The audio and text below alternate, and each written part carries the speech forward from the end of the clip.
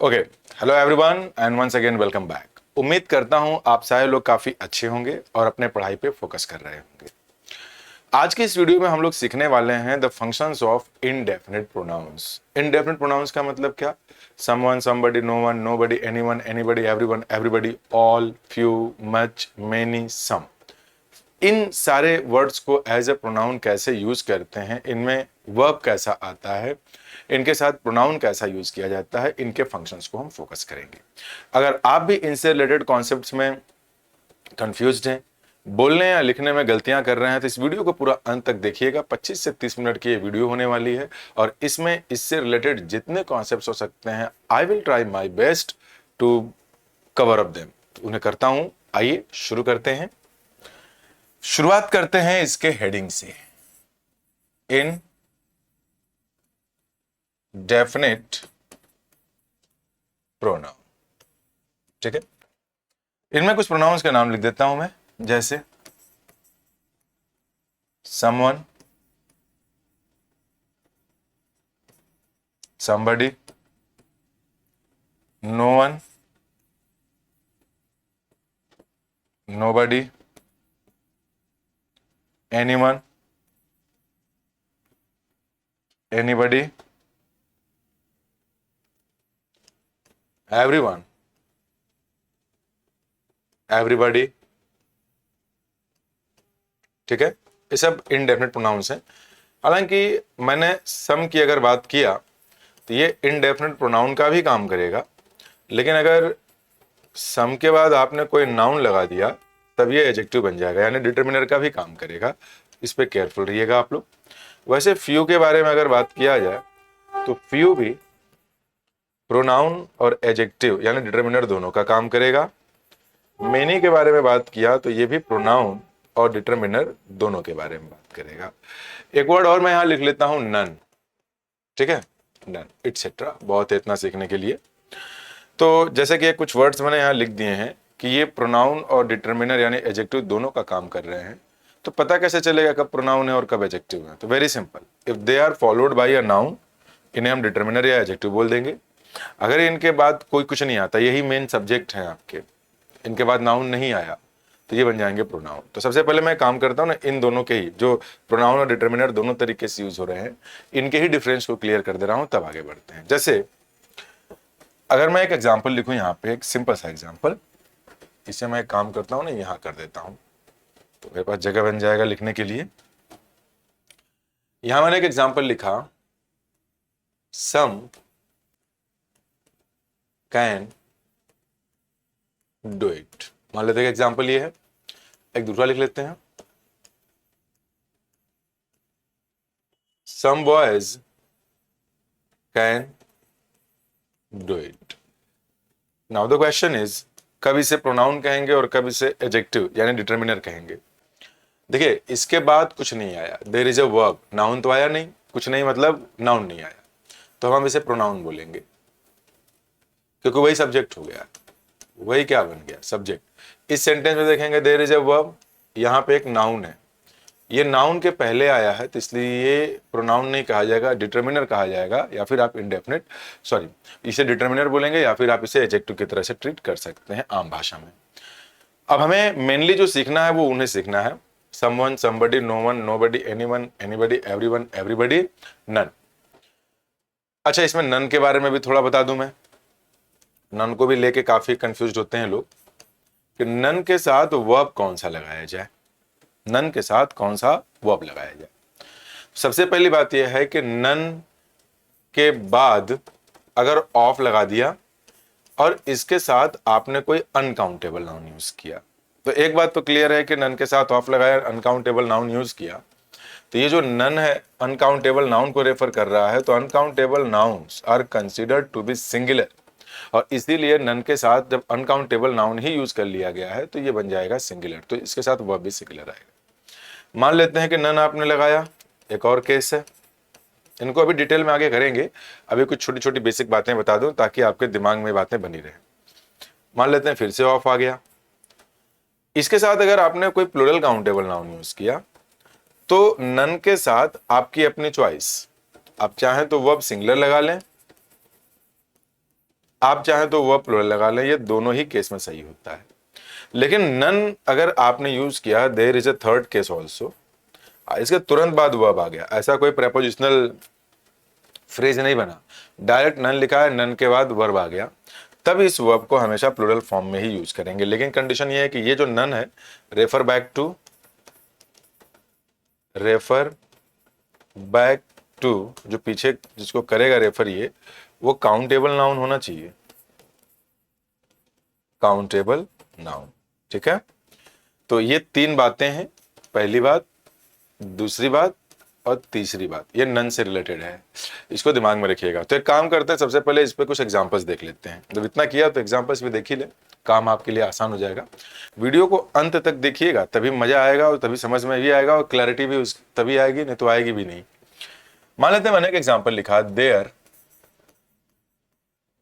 पहला एग्जाम्पल है, are 10 singers, there are 10 singers. यहां लिख दिया नन आर इज ग्रेट। एक एग्जाम्पल ये है। One more example I would like to give you here, none of them is are great. Now see, here we are talking about them. Them is a plural pronoun. It means countable. अब वो भाई them लगाया गया तो जाहिर सी बात है कि अगर यहाँ पे ग्रेट के लिए बोला गया है तो ये जो भी होगा वो एक से ज्यादा होगा या दो से ज्यादा होगा, क्योंकि नन का यूज हम दो से ज्यादा के लिए करते हैं। दो ही होता तो नाइदर का यूज करते, तो नन लगा है तो एक बात तो क्लियर है कि दो से ज्यादा ही होगा। तो ये प्लूरल काउंटेबल नाउन ही रहा होगा, उसी जगह प्रोनाउन यूज किया गया। तो अब ऑफ के साथ आया ना, तो इसके साथ आप इज भी लगा सकते हैं, आर भी लगा सकते हैं। Now look at example number 1। Example number 1 में भी नन आया है, लेकिन इसके बाद ऑफ वगैरह करके कुछ नहीं आया, कोई फ्रेज नहीं बना है ये, और ये नन लगा हुआ है इन्हीं सिंगर्स के लिए, तो ये तो एक प्लूरल काउंटेबल नाउन है। तो अगर ये एक प्लूरल काउंटेबल नाउन है तो इसके साथ अब हमें आर को ही लगाना है, इसको नहीं लगाना। तो नन के साथ इन फंक्शंस को दिमाग में रखिएगा, ये काफी हेल्पफुल फंक्शंस होते हैं, आपको काफी हेल्प करते हैं ये एग्जाम के टाइम पे, क्वेश्चंस मिल जाते हैं रिटन में, स्पोकन में, तो ठीक है ये। अब बात ये आ गई कि इनको इनडेफिनेट प्रोनाउंस कहा क्यों गया। तो इनडेफिनेट का मतलब होता है, जनरल टर्म होता है अनिश्चित, मतलब दैट इज नॉट डेफिनेट। अगर आप बता रहे हैं कि डेफिनेट है ही नहीं समवन, तो ये समवन है कौन हमें नहीं पता, इट इज अ पर्सन। अब वो पर्सन है, मैंने इट लगा दिया तो हमें नहीं पता लड़की का लड़का, इसे इट लगा करके बोल दिया, तो someone is just a person.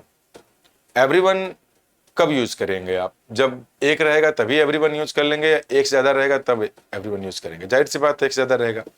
तो आपने जो ये यूज किया ना, someone, somebody, no one, nobody, anyone, anybody, everyone, everybody, none, इनका यूज ही आप तब करेंगे जब हमारे पास एक से ज्यादा लोग हों। अकेला कोई है तो नहीं बोलेंगे समवन। हाँ, अब आप सोचेंगे सर समवन तो कोई एक ही हुआ, बिल्कुल एक ही हुआ, लेकिन अगर कोई बंदा एक ही है और एक ही के लिए तो आप ही लगा देंगे, लेकिन आपने बोला कि समवन केम एंड स्लैप्ड मी, ये क्या हो रहा है, ठीक है, समवन केम एंड स्लैप्ड मी, तो समवन मतलब कई लोग रहे होंगे, उनमें से कोई एक आया, या फिर कोई आया और मार के आपको चला गया, तो जाहिर सी बात है कोई ना कोई तो एक आया होगा, तो पर्सन तो एक ही है। लेकिन समवन आपने तभी तो यूज किया है कि कई लोग रहेंगे, उनमें से कोई एक आया होगा।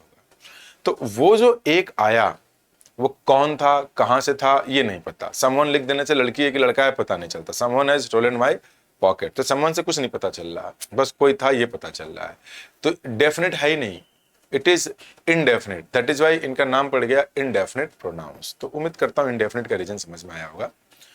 समवन के अगर बारे में बात किया गया तो मान लेते हैं कि कई लोग हैं, ठीक है ना, मान लेते हैं ऐसे हैं कई लोग, दो से ज्यादा लोग ही होंगे तभी समवन लगाएंगे हम।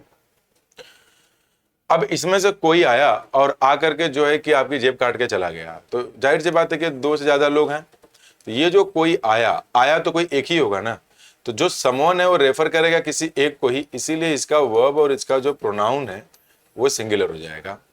कभी भी इनके साथ है जितने प्रोनाउंस यहाँ लिखे हैं ना, नॉन को छोड़ करके ये सब, इन सब के साथ जो वर्ब हम यूज करेंगे ना, यहाँ तक इनके साथ जो वर्ब हम यूज करेंगे वो सिंगुलर होगा, और जो प्रोनाउन है वो भी सिंगुलर होगा। तो अब सिंगुलर में दो तरह के प्रोनाउन हो गए, एक हो गया ही फैमिली और दूसरा हो गया शी फैमिली। तो एक काम करते हैं, साफ सुथरे तरीके से इनको सीखते हैं हम, तो ज़्यादा अच्छा रहेगा, आप बेहतर सीख भी पाएंगे। पहले यहाँ कॉन्सेप्ट लिख देता हूँ मैं। मान लेते हैं ये वो जो प्रोनाउंस है ना, someone, somebody, no one, nobody, वहां की बात कर रहा हूं मैं, वो इनडेफिनेट प्रोनाउंस है। समवन, एवरीवन, समबडी, ऐसे करके सारे, तो ये सारे इनडेफिनेट प्रोनाउंस हैं, सारे के सारे सिंगुलर हैं, तो इनका जो वर्ब आएगा, the verb must be singular. जो प्रोनाउन आएगा दैट मस्ट बी सिंगुलर। अब सिंगुलर के दो केस हो गए। सिंगुलर में भाई थर्ड पर्सन भाई 30% है वो। एक तो हो गया ही फैमिली, ही फैमिली मतलब ही, हिज, हिम, हिमसेल्फ, ऐसे ही बन गया एक शी फैमिली, शी फैमिली। अब मुद्दा ये बन रहा है कि ही शी में से कुछ भी लगा सकते हैं क्या? नहीं, जरूरी नहीं है। अगर समवन से आपको पता चल जाए या एवरीवन से आपको पता चल जाए कि लड़के की बात हो रही है, मेल जेंडर है, तब तो ही फैमिली लगाइए आप। अगर ना पता चले या फिर पता चल गया लड़की है, तो शी फैमिली लगाइए। अगर ये पता ही नहीं चल रहा है कि वो समवन है कौन, वो एवरीवन लड़की है कि लड़का है, तब भी ही फैमिली लगाएंगे। यानी क्लियर है तो जो क्लियर है वो लगा दीजिए। अगर जेंडर क्लियर नहीं हो पा रहा है ना, तो ही फैमिली लगाइए। ही फैमिली एक और केस में लगाते हैं, वही वाला, जेंडर नॉट क्लियर, तब भी ही फैमिली लगा सकते हैं। लेकिन अगर क्लियर है तब भी ही फैमिली, नहीं क्लियर है तब भी ही फैमिली।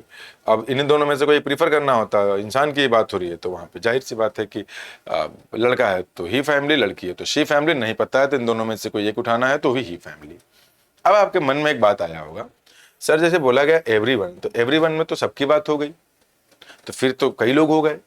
जब कई लोग हो गए तो फिर इसके साथ ही फैमिली क्यों? Why not they family? देखिए मैं आपको एक बात बताता हूं, ये जो एवरीवन की बात हो रही है, जैसे कि कई लोग हैं, एवरी वन ऑफ देम, तो आप सबको एक साथ रेफर करना चाह रहे हैं क्या? सबको एक साथ करेंगे तब तो आप ऑल लगा देंगे। ऑल लगाने का मतलब है कि तब आप दे फैमिली लगाइए इनके साथ, क्योंकि ये प्लूरल है। लेकिन अगर आपने बोला everyone, everyone in the class, ऐसा कोई केस है, तब जो है ना एवरीवन, तब बात तो आप सबकी कर रहे हैं, लेकिन टोटलिटी को रेफर नहीं कर रहे हैं, इंडिविजुअल को ऐसे रेफर कर रहे हैं, एक एक को रेफर कर रहे हैं। ठीक है ना, एक छूट गया यहाँ पे, एक एक को। तो आपका स्ट्रेस इंडिविजुअल पे हो जा रहा है कि एवरीबडी हैज टू डू। अब हर एक व्यक्ति को करना है, देयर उनका नहीं। जब हर एक व्यक्ति आपने बोल दिया, एक एक को बोल दिया, तो जाहिर सी बात है कि एक को बोला तो हिज, या एक को बोला लड़की है तो हर। तो इस वजह से इनके साथ जो है ना singular verbs and singular pronoun का यूज करते हैं, क्योंकि फोकस हमारा इंडिविजुअल पे हो जाता है। तो उम्मीद करता हूं कि आपको ये डिफरेंसेस समझ में आए होंगे। अब इन पे बेस्ड हम कुछ एग्जांपल्स करते हैं, ठीक है ना। जैसे मैंने लिखा, पहला, everyone are doing their work themselves, ये एग्जांपल है। Everyone are doing their work themselves, ये एग्जांपल है। अब देखिए, सुनने में या बोलने में ये अच्छा जरूर लगेगा, लेकिन ये एक इनडेफिनेट प्रोनाउन है और इसमें हम इंडिविजुअल को ही स्ट्रेस कर रहे हैं, तो it will become singular. And if it is singular, the verb will be singular. So in place of, since we are talking about present, तो आर के प्लेस पर use is. What about their? तो their तो बनेगा नहीं, singular आएगा, he family और she family. But here everyone, only everyone is their. यहाँ जेंडर पता नहीं चल रहा, तो जेंडर का ना पता होने पे ही फैमिली को प्रीफर करते हैं। सिंस दिस इज नाउन, तो ये कहा जाएगा आपका एडजेक्टिव, पॉजेसिव एडजेक्टिव। तो ही का possessive adjective is his, his is the correct word over here. Themselves नहीं होगा, देमसेल्व्स को उड़ा दीजिए। उड़ाने के बाद यहाँ पे क्या बनेगा? जब ही फैमिली लगाना है तो हिम सेल्फ, ये ऐसे बन जाएगा। समझ में आई बात? अब एक काम करते हैं, एक और एग्जांपल आपको मैं देता हूं। दूसरा मैंने लिखा, I can teach those girls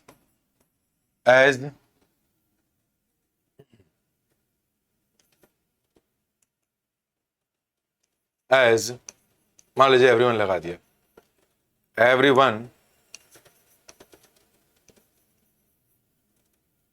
everyone of them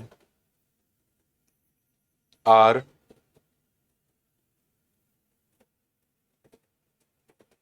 honest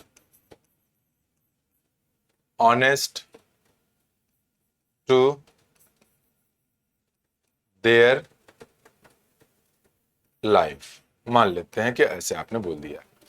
अब कहने का मतलब यहां पे यह है कि आई कैन टीच दोज गर्ल्स, तो यहां पे इसके बारे में बात हो गई, गर्ल्स हैं। फिर अब यहां पे देखेंगे एवरीवन जो यूज किया गया, ये एवरीवन किसके लिए यूज किया गया? गर्ल्स के लिए ही तो यूज किया गया। तो अगर गर्ल्स के लिए यूज किया गया तो जाहिर सी बात है कि फिर एवरीवन तो खैर सिंगुलर ही है, ये इज लगा देंगे। यहां पे जो है यूज किया गया है देयर, तो वो जो है जिनके लिए यूज हुआ है एवरीवन वो गर्ल्स हैं, तो फिर यहाँ पे जो है देयर, हालांकि स्पोकन स्टाइल में, इनफॉर्मल स्टाइल में देयर एक्सेप्ट हो जाता है, लेकिन हम रिटर्न की बात कर रहे हैं यहाँ पर तो वो नहीं एक्सेप्ट होगा। यहाँ पे लड़कियों की बात हो रही है तो यहाँ पे क्या लगा देंगे? हर लाइफ, हर एक बंदा उसमें जो है अपने लाइफ को लेकर के ईमानदार है। ठीक है, तो उम्मीद करता हूं कि ये डिफरेंस आपको समझ में आया होगा। एक एग्जांपल और करके देखते हैं जरा। Someone have punished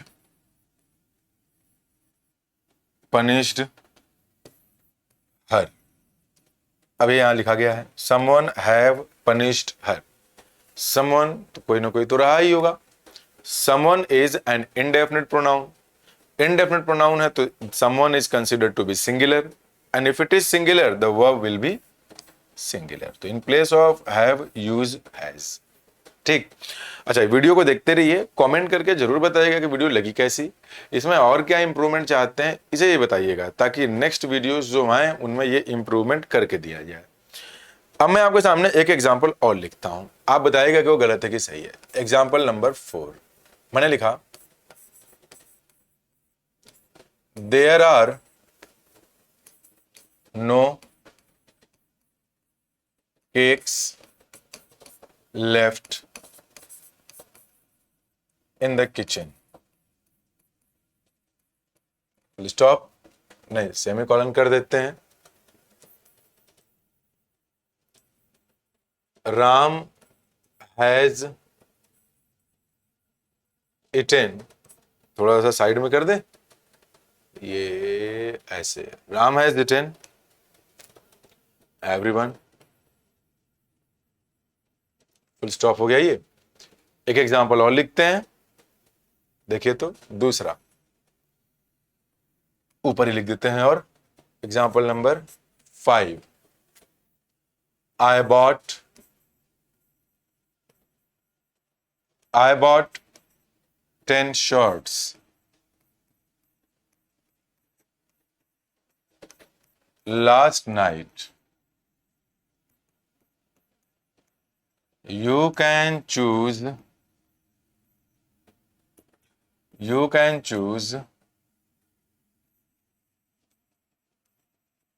anyone। पांचवा एग्जाम्पल, एक और एग्जाम्पल इसमें देख लेते हैं।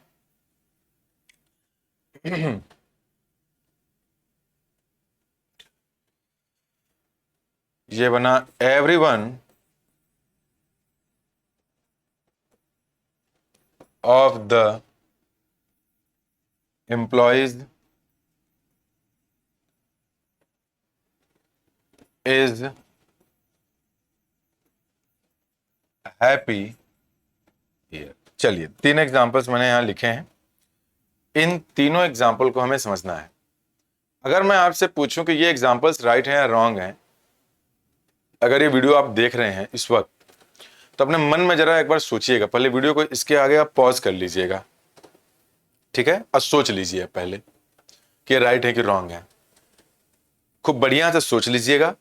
सोचने के बाद आगे इसको मैं एक्सप्लेन कर रहा हूं, तब देखिएगा, ईमानदारी से करिएगा। तो शायद आपको ऐसा फील हो कि सारे के सारे सही हैं, राइट, लेकिन मैं आपको बता दूं कि सारे के सारे गलत हैं। अब ये क्यों गलत है, इस बात का एक्सप्लेनेशन हम करते हैं, लेकिन पहले सोच लीजिएगा तब गलत वाले पे आइएगा, वास्तव में गलत है कि नहीं। गलत है, अगर आपका आंसर हाँ है, गलत है, तो अब ये चेक करिएगा कि क्या जो आपने सोचे गलत बोला था वही रीजन है या रीजन कुछ और है। तो चलिए क्लास की शुरुआत करते हैं, इसको आगे बढ़ाते हैं। शुरुआत तो है क्लास। मैं आपको एक बात बताता हूं, जैसे कि जो एवरीवन है, ऐसे एवरीवन एक वर्ड है ये, और मैंने यहां पे लिख दिया एनीवन। एनीवन, आप देखेंगे ना यहां पे एवरी एंड वन के बीच में देयर इज नो स्पेस, और एनीवन के भी बीच में, एनी एंड वन के बीच में भी देयर इज नो स्पेस। तो if there is no space, if everyone and anyone are used as a word, as a single word, तो ये सिर्फ पर्सन्स को ही रेफर करेंगे, only refer to persons, human beings को ही रेफर करेंगे, दैट्स इट। पहला, यहां पर्सन का मतलब फर्स्ट पर्सन सेकंड पर्सन वाला नहीं है, यहां पर्सन का मतलब है ह्यूमन बीइंग। एक दूसरा भी केस होता है कि अगर आप एवरी और वन के बीच में थोड़ा स्पेस लगा दें, या फिर आप एवरी, सॉरी एवरी तो हो ही चुका है, एनी करना है अभी हमें, एनी और वन के बीच में थोड़ा गैप कर दें, तो इस केस में गैप होने पे ये पर्सन्स को भी रेफर कर सकते हैं, और ये अदर देन पर्सन, मतलब थोड़ा और बेहतर लिख देते हैं, इसे आसान हो जाएगा समझना, ये ह्यूमन बीइंग को भी रेफर कर सकते हैं, human beings, other than human beings को भी रेफर कर सकते हैं दोनों, अदर देन ह्यूमन बीइंग्स। ठीक है ना, ध्यान दीजिएगा। तो मैं ये बताना चाह रहा यहां पे कि जब आप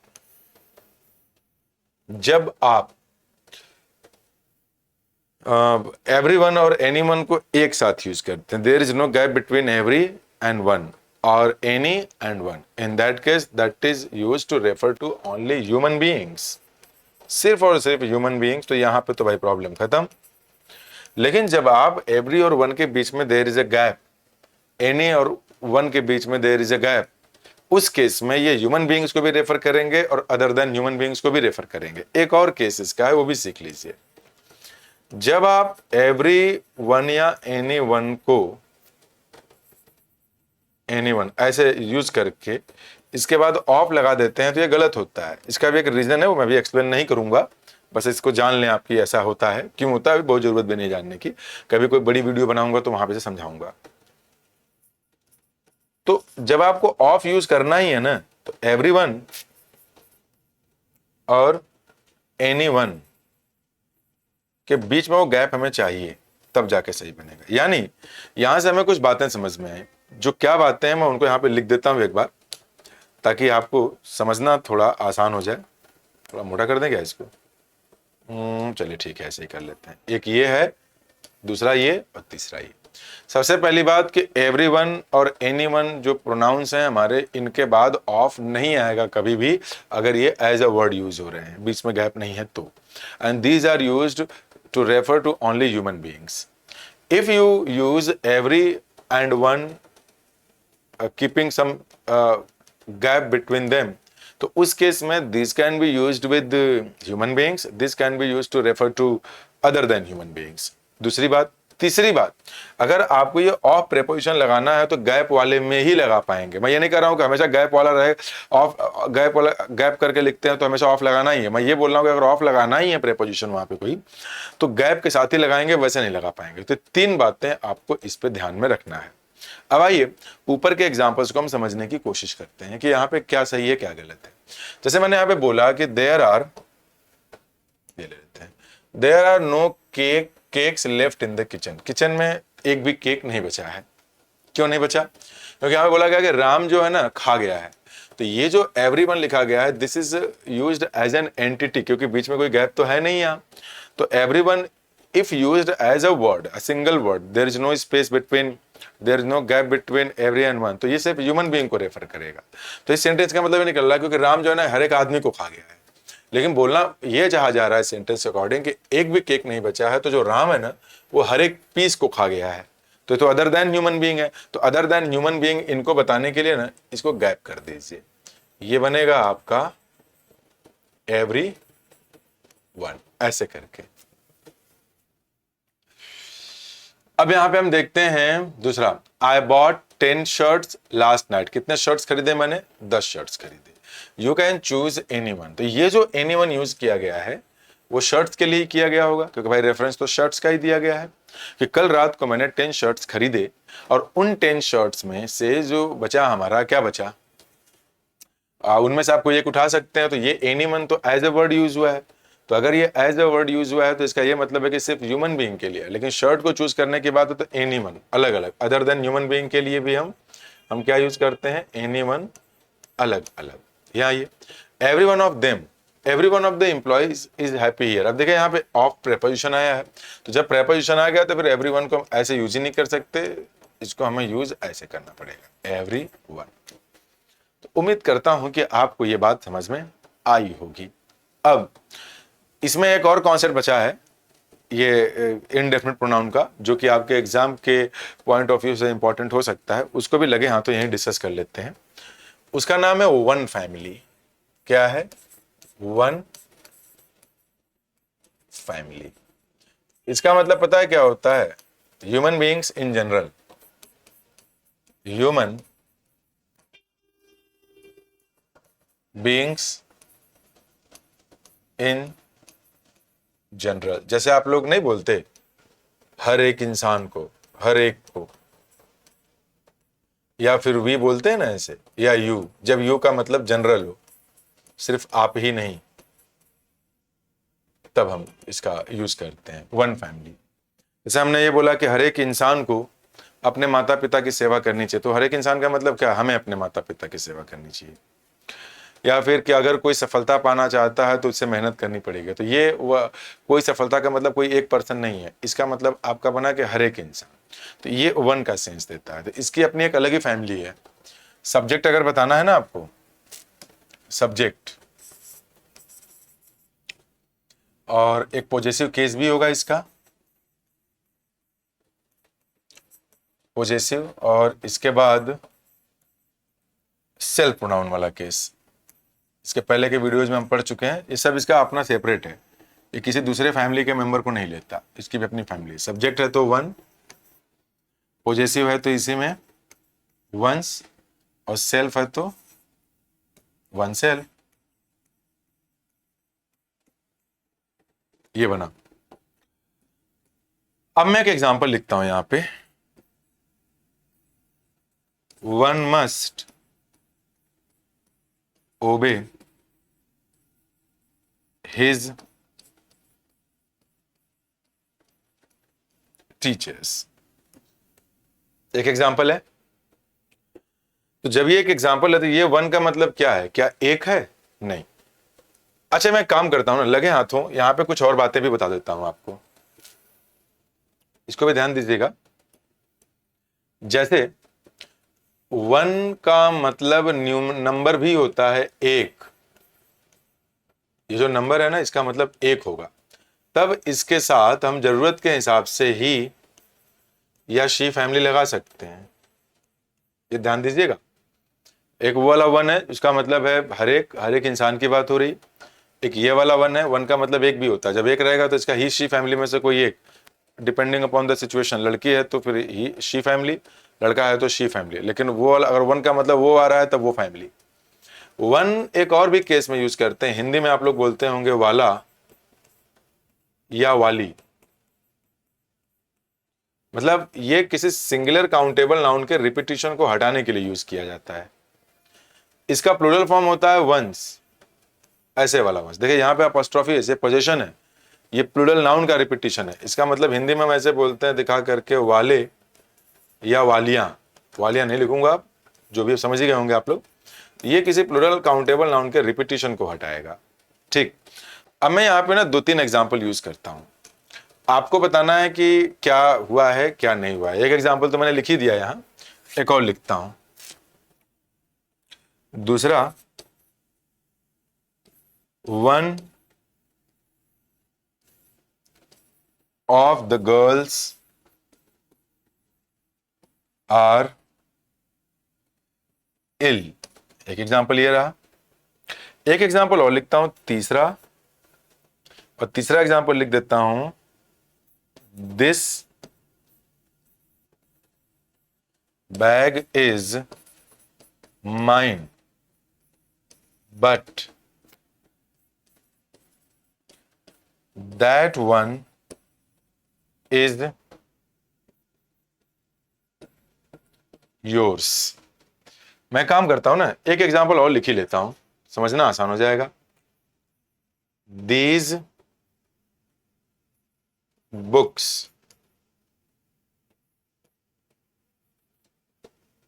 are new, comma, but those ones are old।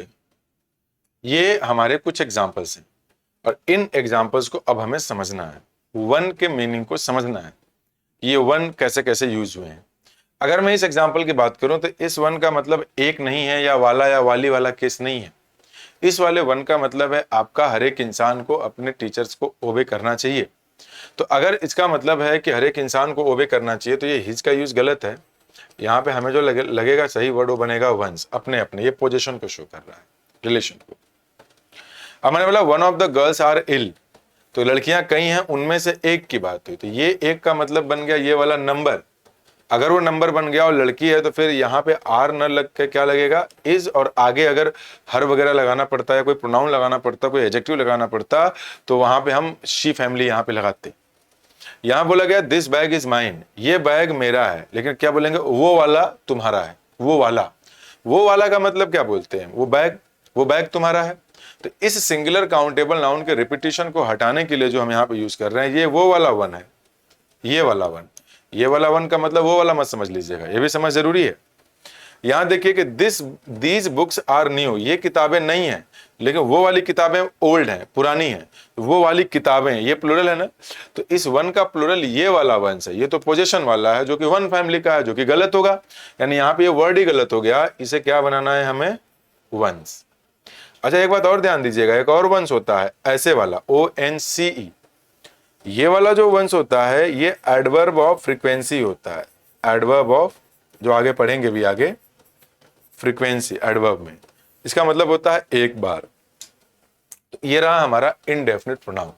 उम्मीद करता हूं कि आपको ये कॉन्सेप्ट समझ में आए होंगे।